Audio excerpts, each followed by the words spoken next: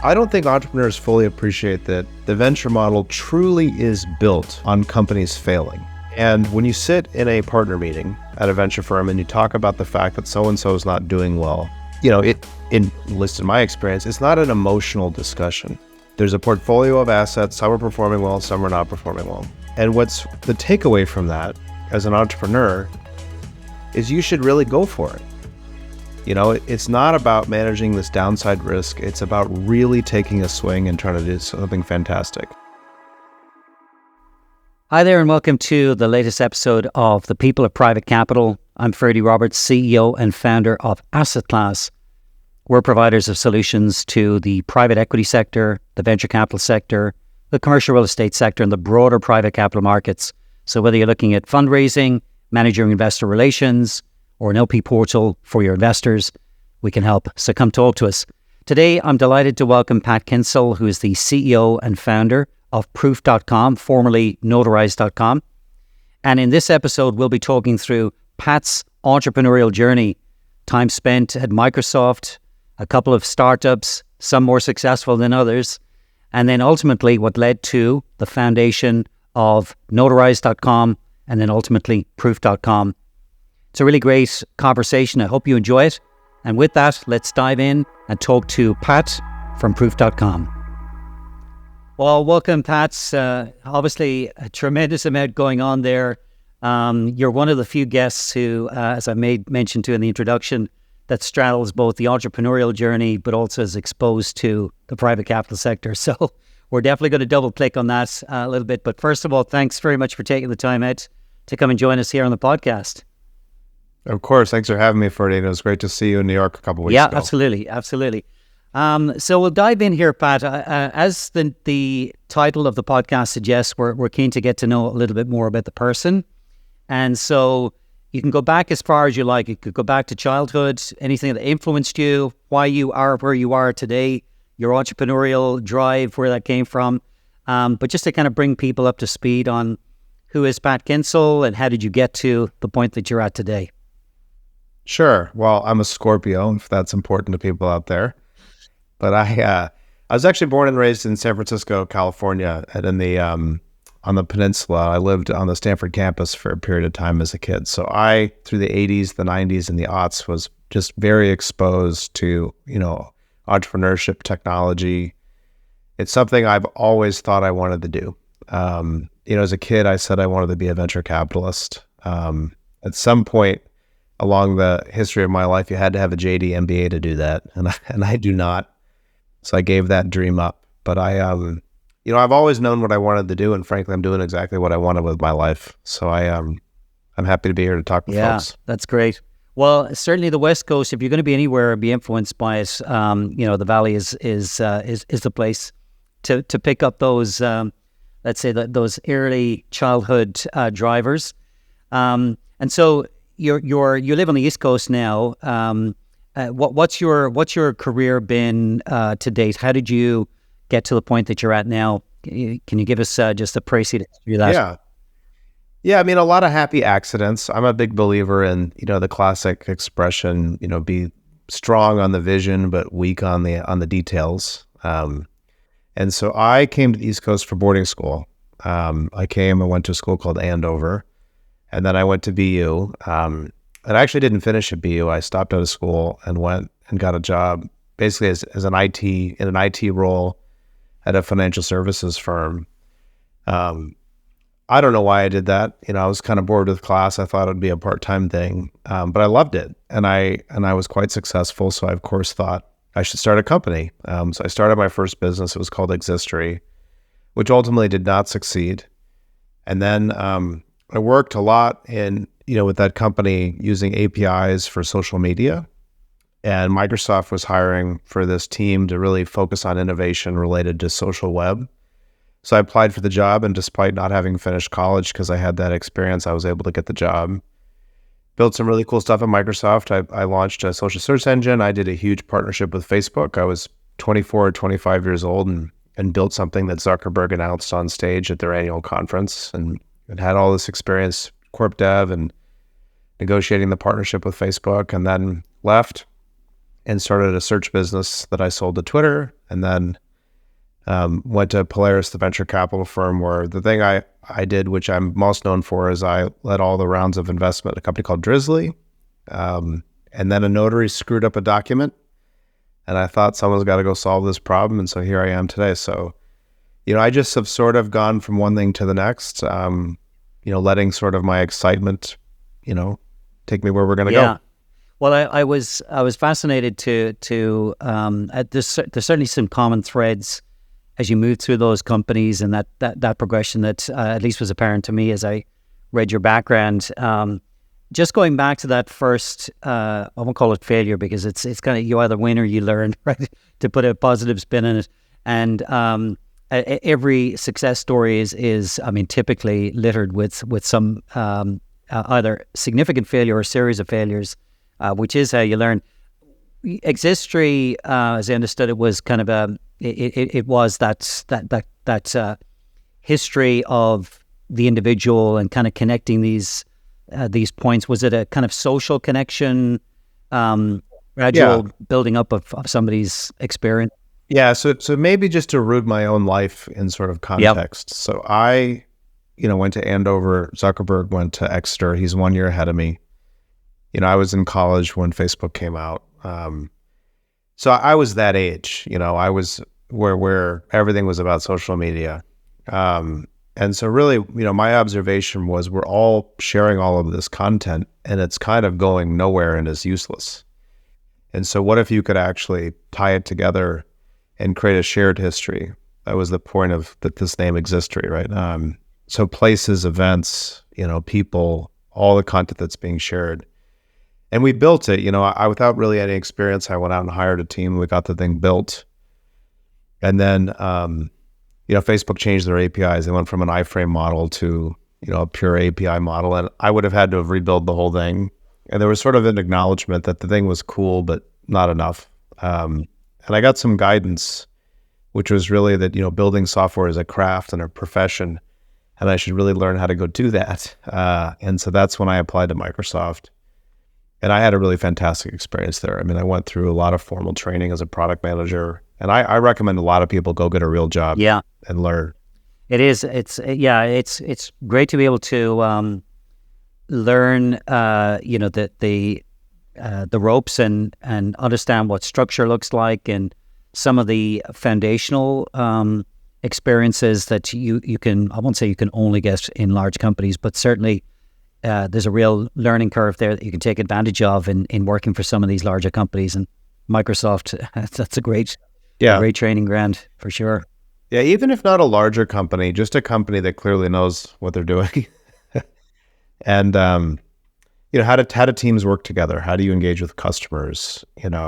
I was very fortunate at Microsoft because typically you're in very large teams, and I was on this very small team, but that had this big mandate. And so I, at a very young age, got to really run projects with the full resources of Microsoft. So the legal team, the corporate development team, the marketing team. And so very early on, I got some fantastic exposure, and I'm really thankful for that time there. Yeah. And a move then back from Microsoft into Spindle, this entrepreneurial journey starting again. What was it that made that move make sense to you? Yeah, so I was at Microsoft, and I was on a team focused on intrapreneurship. So we were trying to incubate new products and new concepts inside the company. And it was this model where you would pitch, anyone could pitch something to, almost like an investment committee. You'd have a testable hypothesis. You'd have to identify KPIs. And then if you could address those, you'd come back and you'd ask for more resources. So I was in this sort of mode of pitching ideas and building things. And we built this social search engine. Then we built this thing, docs.com, which was a collaboration with Facebook, really to bring Office online into Facebook. Now you'll notice no one has that today, right? Despite the fact that we built it, and Mark Zuckerberg got on stage and announced it in his keynote at his annual conference. Yeah. So I remember that time he was super keen to get into the kind of enterprise space, right? Yeah, but that's not why it died. It died because of politics within Microsoft. Right. So I was a very young employee. I had built this big project. I was really congratulated for it. The head of office, the head of all these divisions saying this is this huge deal, this major business for us that's been tapped now into this huge community. This was as Microsoft was just beginning its pivot to a subscription business with an office. Right. And then for politics, it got killed. So I was pretty disheartened and just thinking to myself, Jesus, I just did exactly what I was asked to do. We got this deal done. We built this thing. It was announced. And yet for all just these dumb reasons, it's going to get killed. So with the people I had done the first project with, the search project, we said, look, we think we have a different idea. And we left and we started that business. And we did that for about 3 or 4 years. And we built a fantastic product. Well, actually, we built a fantastic technology. And if you go back to that era and talk to people, they would say that we built the best social search engine in the market. And really the observation there was, everyone was trying to surface links. We wanted to surface actual social content. And so drawing on some of the experience from Existory and then our time at Microsoft, we built this great search engine, which we sold to Twitter. Right. Ultimately, and I think in 2013, right. Maybe. Yeah. Feels like ancient history. That's 11 years ago. Yeah, that's crazy, isn't it?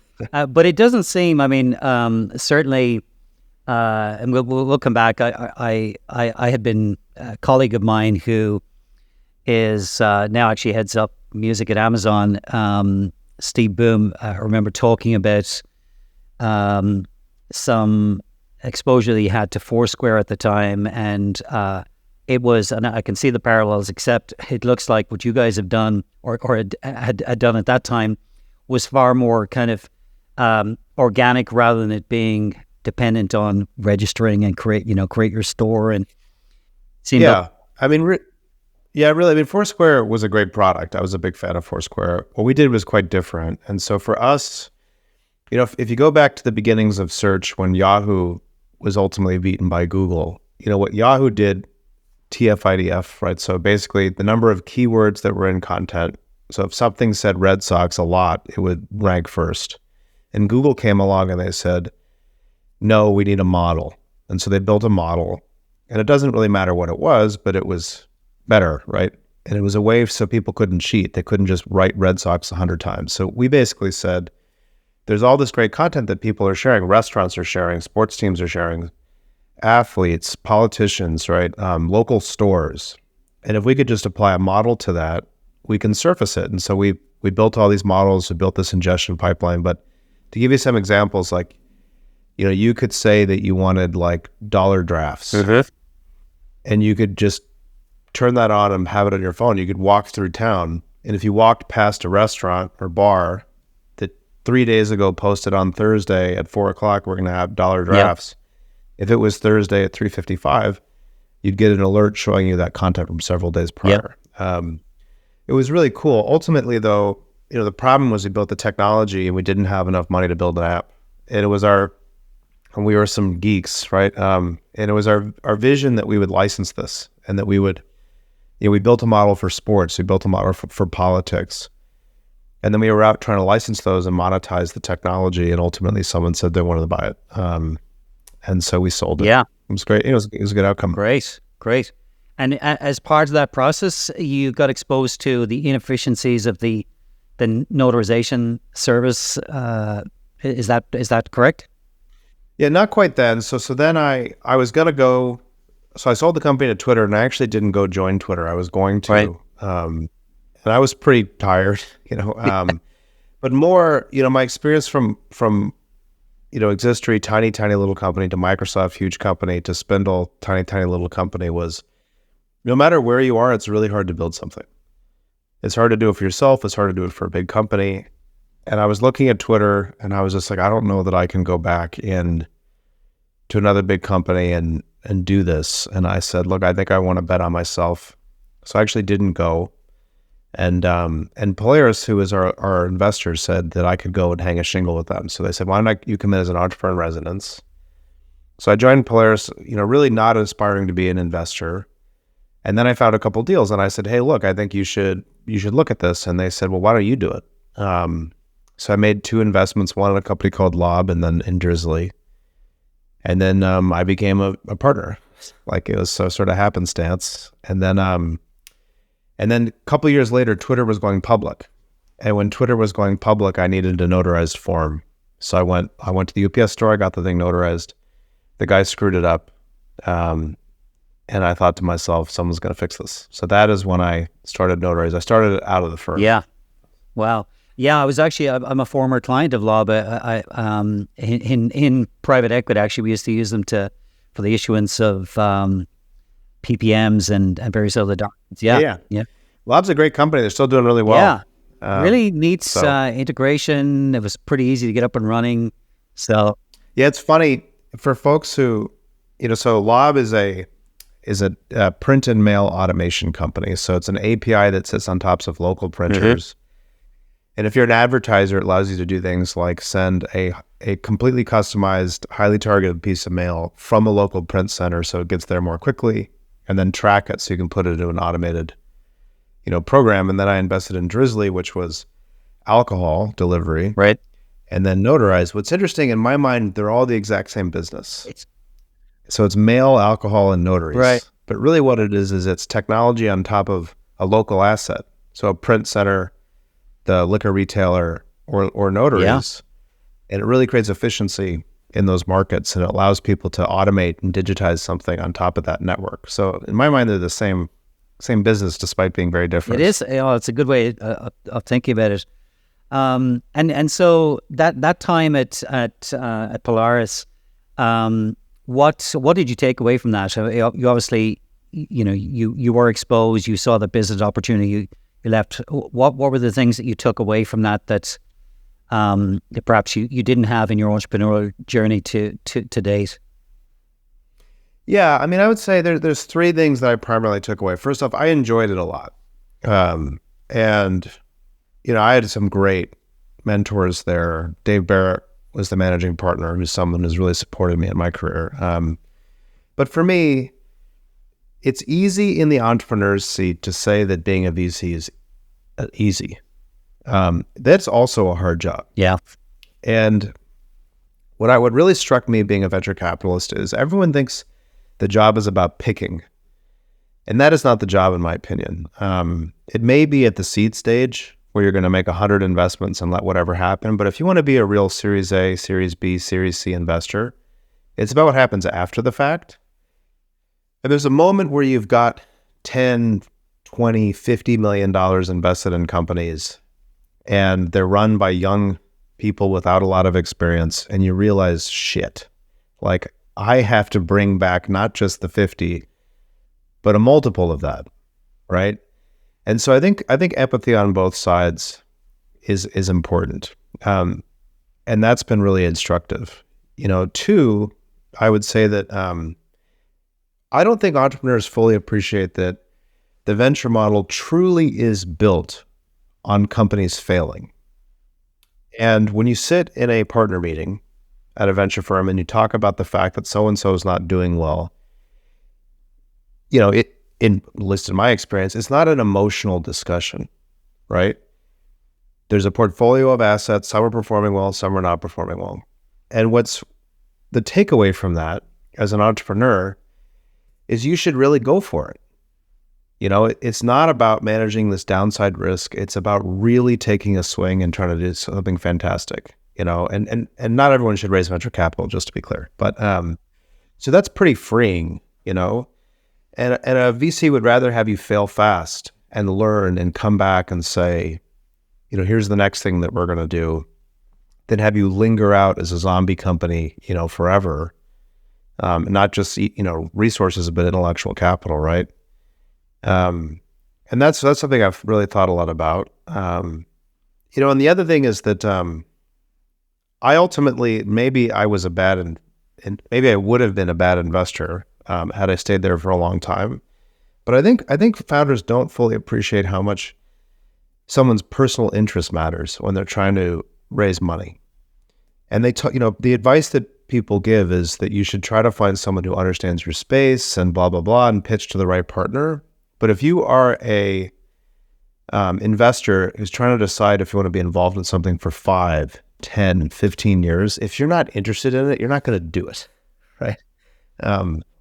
And that's where I think magic happens, is when you, as a founder, can find someone who really cares about the space and gets it and wants to really work with you for a decade, is when good things happen. So I really appreciated it. And the other thing I would say is I learned how to negotiate a term sheet on both sides. Yeah, That's a valuable for skill. sure. So. Yeah, I mean, my journey is similar to the extent that I had before I got into private equity. I had been through and grown and sold a company, and but my experience was on one side of the fence, right? And I think it's super valuable to be on the other side of the fence to understand, well, what's the what conversations are you having as part of the investment committee? What's your thesis for investment? What does a good outcome look like? But then also that, as you say, it's kind of we use the expression in the company on the sales side of the business. You've got to get to know quickly. Figure out what you should be working on, right? And there is an element of that in the kind of the parallel venture, for example, to understand where the successes are and inevitably where the failures are. But it really the proximity that you get when you're the other side of the table to the decision-making process is just incredibly valuable, in my experience at least, because I hadn't experienced it before. But when you're going out there to raise, as you have, multiple rounds of capital, and you understand what that journey looks like, presumably that's that, and perhaps your choice of investors when you decided to raise for Notarize. How did that play out for you? Yeah, I mean, a couple of things. I think that another lesson that I've drawn from sort of the experience at Spindle and then Polaris and now Notarize, which we now call Proof, but when I was raising money for Spindle, my pitch was that search is the most profitable business model that's ever been invented, and the only other corpus of sufficient size is the social corpus, and I'm going to build this business looking like worth billions of dollars. And I was trying to raise $1 million. And someone said to me, they said, "Why do you sound so goddamn sheepish? Like, if you think it's such a big opportunity, you shouldn't be apologizing. You should be like saying you're lucky to invest in this business, right?" And so one, I think that a lot of founders don't raise enough money, and they don't actually have a plan that's viable. And what they think is, what is the smallest amount of money that I can ask for to get what I need, versus saying, what is the actual plan that I could be successful with? So when I raised money for Notarize, I thought it might cost $600,000-$700,000 to build the product, but I raised $2.5 million because I specifically budgeted money for go-to-market, for launch. We made a very expensive video, which I think was very successful. Yep. I had this whole plan. So when I was raising capital, it wasn't, I think I'm going to build this product. It was, I'm going to actually launch this thing. And what we're going to learn is there people actually going to notarize documents on the internet? Right. I think my time at Microsoft around these testable, hypotheses and KPIs is the right way to run a business or to run a startup, which is, look, I'm trying to get there, and I've thought about this in milestones. My first milestone at Notarize was, can I build a product that complies with the law, and will consumers do it? The second milestone was, will regulators accept it? Can I get businesses to adopt? Can I get people to sign committed contracts, right? And if you think about it in these phases, it really makes fundraising a lot easier, because, people can assess, do we believe in your capacity to get there? Is the company in a fundamentally different position if you've succeeded? And it aligns the team around these milestones. So that's how I run, the company. Yep. The milestone I'm in today is, can I really build the organization to scale? Right. Which is a lot of fun. It's a whole new challenge for me. And just to contextualize for listeners, what stage are you at in terms of series and stage in your growth? Yeah, I've raised about $260 million for Proof, so a lot of money. And look, we have many of the Fortune 100 customers on our platform, and we're doing really well. But we had some tough times. I mean, I've shared this before, but like in 2019, I ran out of money 5 times. We were a business that was spending millions of dollars and had spent tens of millions of dollars on regulatory affairs and lobbying. without a lot of commercial traction. So we've had some really tough times, but we've got through it. So Yeah. That's that's incredible. First of all, and congrats. But I say that knowing that there's a counter to that, which is now you've got some big commitments to make or to meet. Yeah. Which I think it's always. I know it's cliche, but the work really does start when you raise that kind of capital. Yes, tell me about it. That's great. And just to kind of put into context for our listeners, just as you mentioned, you've rebranded Notarize as Proof, or is it more accurate to say Notarize is kind of now a Proof property? Yeah, it's a product of the platform. Okay. Yeah. Yeah. And so just tee up the problem that you're solving for people here, and yeah, where you. Yeah, maybe just the history is instructive. Yep. So, I mentioned when Twitter went public, I needed a notarized document. So I did what everyone does. I went to the UPS store. I got the thing notarized. I sent it off. And I got a call 2 weeks later saying, hey, the notary screwed this up. Drama. So the initial company was, I never want to have to go through the drama of finding a notary again. I just want to do it on my phone. And so what we basically built was telemedicine for notaries, right? So a video call, where you have to go through identity verification process. You sign a document on the screen, you get a PDF document. And we launched that in February of 2016. It was very well received. I mentioned that we had a great video. It was in every publication, just such a crystal clear concept, online notarization, right? But it was consumer focused. Businesses started coming inbound almost immediately. So some of the largest banks, mortgage lenders, insurance companies contacted me within the first month. And they said, hey, if you could really do this, this is going to be a game changer for us. I quickly realized it was a business application. And some of these businesses process 9 million forms a year, 10 million forms a year, and it's critical to their business. It's a huge problem for them. So I said, okay, this is a business tool. Now, at the same time, regulators had a heart attack. So we went out, we met with regulators. We've since passed about 45 state laws, changed all of these federal policies. That's been a whole journey. But several years ago, what happened is customers started using our platform for fraud and security. And so transactions that did not need to be notarized, they were choosing to notarize them because they wanted to go through the strong identity verification, because they wanted this record that was a stronger record of what happened. And so over time, we served more and more of these customers, and they started saying, can you remove the human? Can I get the security benefits, the stronger records? Can you support this use case, that use case? And so over time, we served more and more of these just high trust transactions. And we realized that, notarizations were really just one part of the platform. So we rebranded the platform to Proof, and that is our business solution today. Notarize is still the consumer product. So if you go to notarize.com, it solves that initial problem of never having to find a notary. And the thing for people to understand is our service levels are extraordinary. So we answer almost 90% of all calls in less than 1 second. So it's truly, you could be anywhere in the world needing to sign anything, and within 1 second, we have a notary for you. And that's transformational for business, right? You're trying to open an account, you're trying to close a mortgage. That level of service has really transformed our customers' businesses. That's great. And one of the things that struck me, Pat, you mentioned that video. And I look back and I saw the Spindle video, I saw the Notarize video, and they are high production videos, and you can tell they're not inexpensive to make. Is marketing a very strong part of your DNA, or because it's a bold move to invest significantly in that sort of thing in the early days? Yeah, that's a great question. I am not a marketer.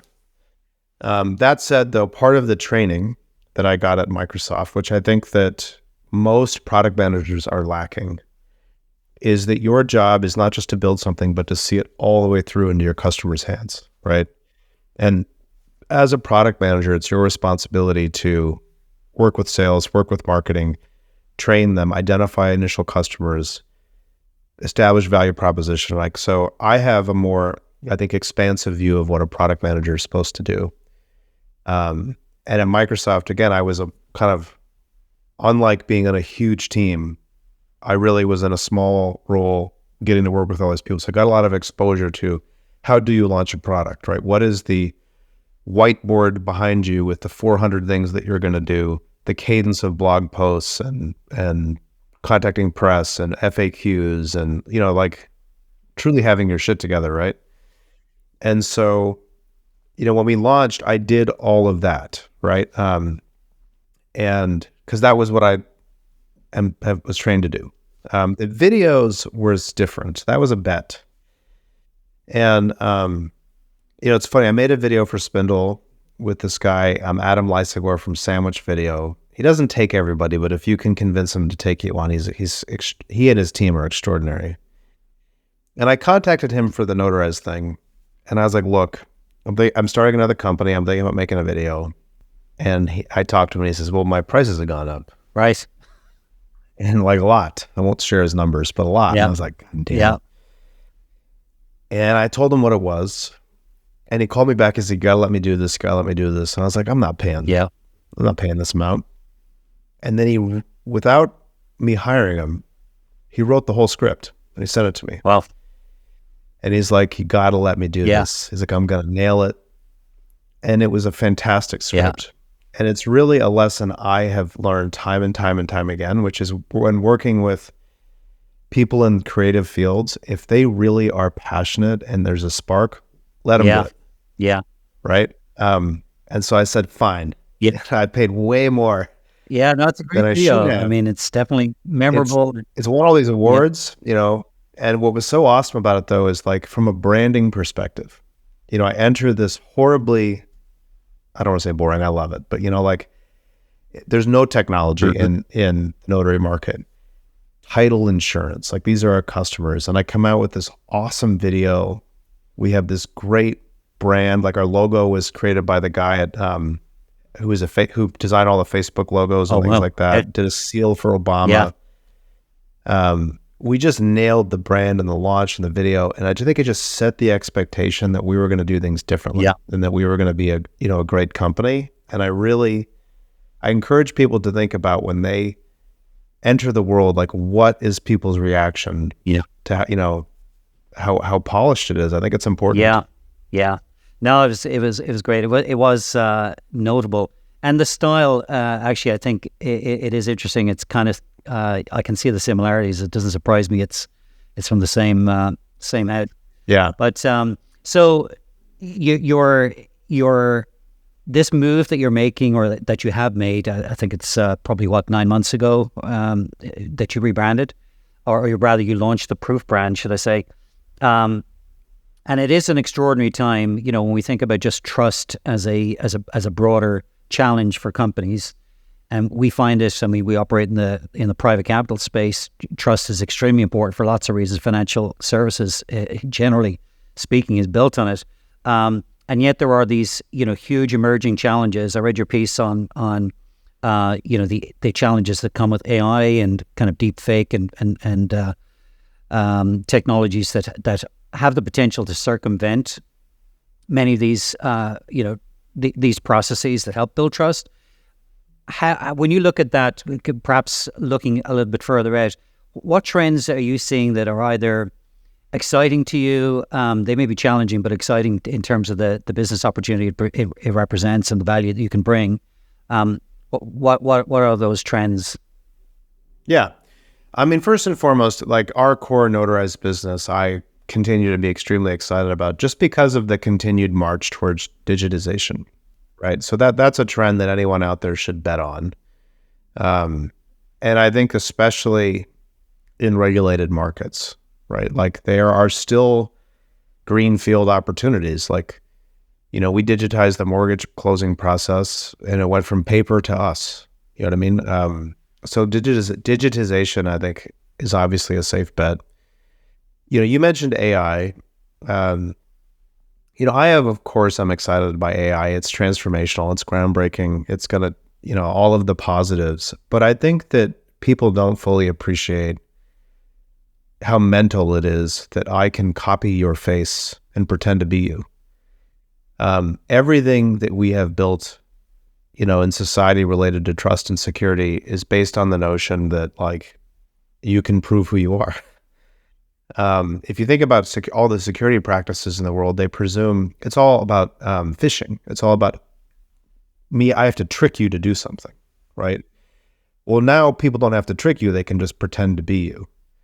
And they can not just pretend to be you, they could pretend to be a million yous, or they could pretend to be 1,000 different people. So if you're a financial services company, a mortgage lender, a county recorder who's responsible for property rights and ownership, like this is an existential threat.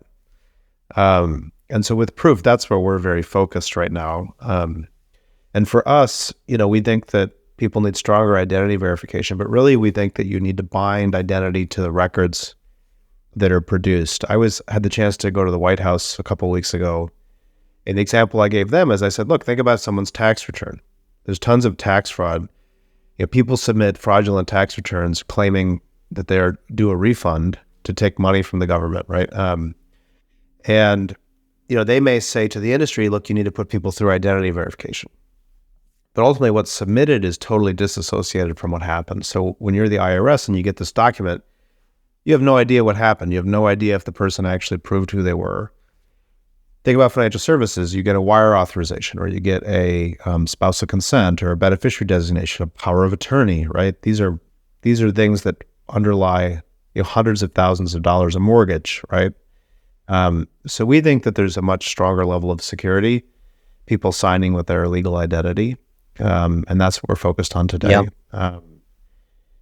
So it's crazy times. Yeah. Well, but lots of opportunity for you guys. Yeah, no, for sure. I mean, Yeah.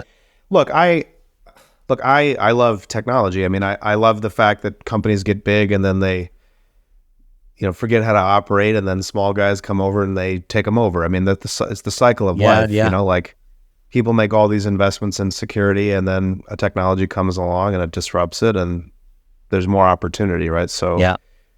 that is what I love about the technology industry. It's so dynamic. Yeah. No, it's great. I mean, one of the things that, this social vein has kind of permeated your entire career, or at least up until this point. And I connected, we share similar investors, or an investor in Canopy Ventures. And I connected with, my fellow founders when we took investment a couple of years ago. And so passively, over the last couple of years, you'll pop up on my timeline and I say, oh, Pat's he's at he's in Washington again, and he's helped pass this bill, and it's just been fascinating to see, and really admirable to see the degree to which you're committed to the cause. And it comes across, and I'm saying this, I'm just reading it passively. We haven't engaged that much. We met at a couple of events, etc. But it is really admirable to see, and to be able to have I would say it's almost the courage to tackle some of the challenges that come with regulatory change, which doesn't come easy. It's slow moving. It's glacial based at best, but it's tremendous to see. I mean, if you look at the number of states right now that are capable of accepting the solution that you guys offer, what was it kind of day one, and what does it look like now? Yeah, it's a great question. So you said courage. Lunacy might be the right word, but when I started, it was, so I get the document notarized, the guy screws it up. I think to myself, this is stupid. I go on the internet, I read what everyone would normally read, and it says it's not possible to do digitally. I think, damn, right? I kept picking at it. And ultimately what happened is I broke my leg, and I had a couple months on a couch with a lot of free time. And Virginia had passed a law that allowed for video notarization. And it had all of this crazy requirements for identity verification and record retention. And actually, because of my time at Drizzly, they did driver's license verification. And so I had some experience with some of the stuff. And I sat on a couch for 2 months and I pieced it together. And then I thought to myself, still on the couch, well, nobody wants to be the the king of Virginia notarizations, right? This has got to be a national solution. Yeah. So I started reading, all the state, policies, and concluded you could do it today. You could do it, this is in 2012 or whatever the year was. You could do it nationally. And for anyone who is a student of the internet, if you understand the sort of issues around sales tax and venue, or if you understand issues around driver's licenses and venue, if you do something in one state and it's an official record, it's accepted everywhere. So I designed this product and I did this analysis on a couch 10 years ago. I've since spent probably close to $100 million convincing other people of the research that I did on a couch. Right. The way that played out is before we launched, I went down to Virginia and I said, look, we met with the Attorney General, the Secretary of State, Secretary of Commerce. And we said, look, we're about to launch this thing as a national service out of Virginia, and we want to be certain that you're on the same page. Right. And literally they were like, we don't even know about this law. Right. What? Yeah. So we educate them and they're like, yeah, we feel the same. Right. So we launched it. Yeah. And then since then, if you fast forward to today, it's 45 states have passed laws. Wow. We operate in all 50 though. Right. We've changed IRS, SEC, State Department, NHTSA, which is, auto, the GSCs, FHFA, Coast Guard, FAA. Right. And really the history of the company is that people would notarize forms and then send them off and they would get rejected. And then they'd email and say, what the hell? And I would start calling people, Right. So guys sold a boat. Turns out all boat title transfers go to the Coast Guard. Right. Passport applications go to the State Department. So it's been a slog. The thing I would say though is that it's always been clear that the juice is worth the squeeze, because we've had the entire time, partners stepping forward to help us. First American Title, Lennar, Wells Fargo. I can go on and on, anywhere the real estate company saying this is transformational. They've supported the company by investing. They've supported the company by showing up to testify in states. So that's how we've kept going, is because it's been clear that on the other side, that it's transformational. People want to use the product. Yeah. Last thing I would say is it's why today we are such an efficient business in terms of our sales and go to market. There's some huge companies in the 401k and retirement planning space. We spent 3 years changing IRS policy. During that time, we collaborated with all them. Yeah. We said, we're going to go do this. Do you have opinions on the policy? Right. We had weekly calls. We went down to DC and had meetings together. Right. So then we're successful. We changed the policy. Like, who do you think they're going to sign up with? Right. And so it makes us the trusted provider in the space. Yeah. Yeah, incredible. I mean, it's great to see, and congrats on the success there that you're having with that. Just a handful of states left, but you can operate in all right now. We just got California, which was a big one, and we have a federal bill which we feel good about. But it's frankly fun. Like I think so many entrepreneurs, especially in the technology industry, don't leave the quote unquote basement. Like, they don't get out. I've been to more than 40 states. I've testified in nearly as many. We have got customers all across the country, and it's really fun to serve something like the title industry.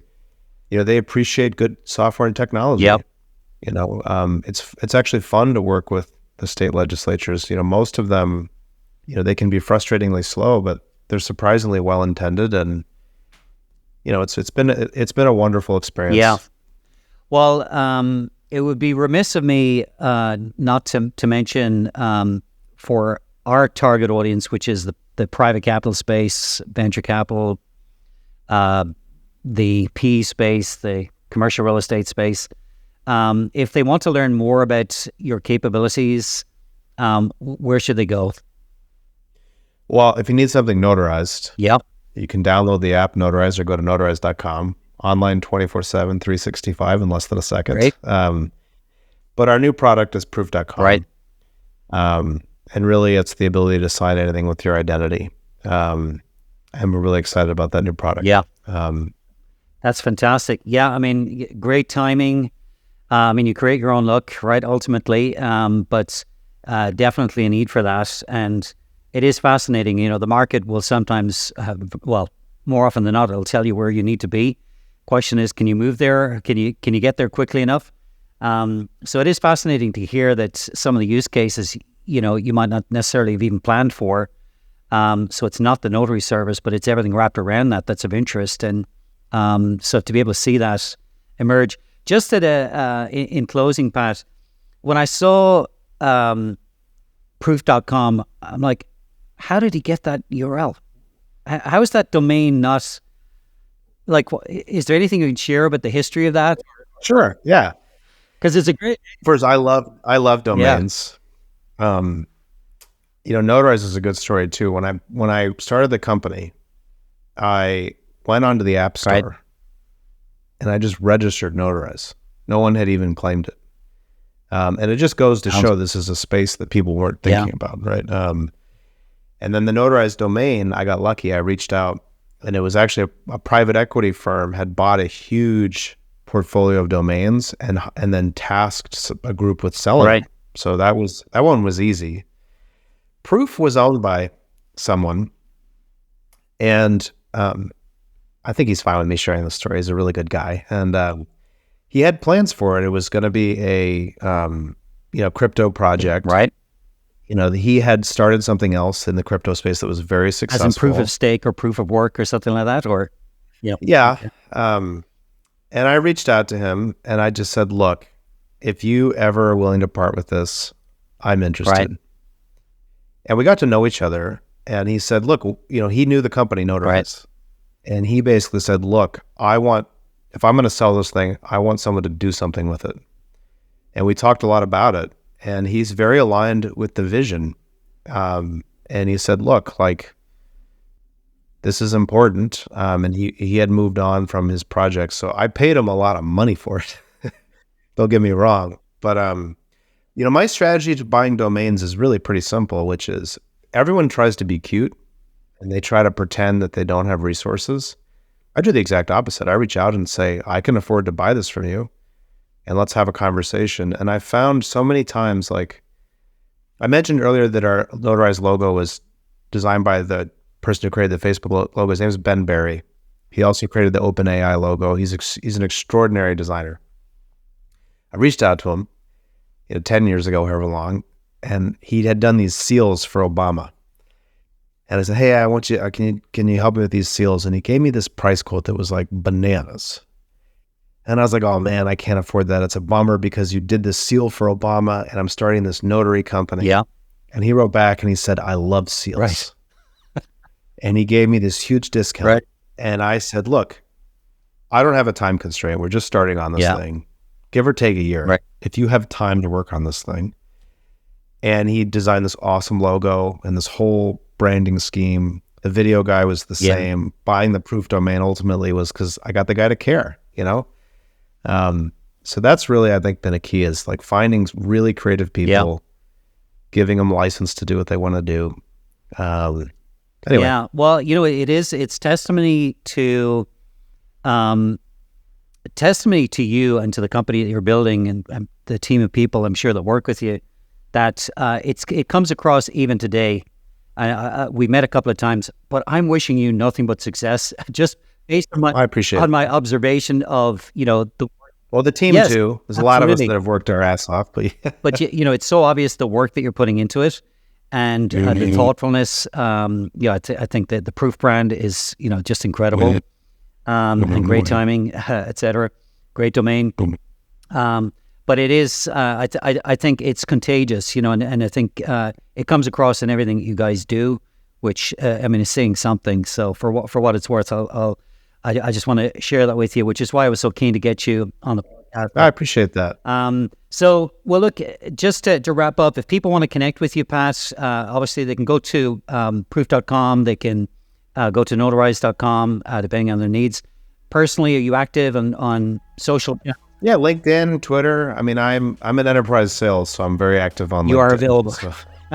Yeah. Great. Well, we'll put your contact details in the show notes for anybody who wants to connect with you. But for today, Pat, I really appreciate taking the time out. It's been great to learn more about your journey. And we'll be watching from the sidelines, wishing you nothing but success with Proof and Notarize and whatever comes next. But thanks very much for joining us on the podcast today.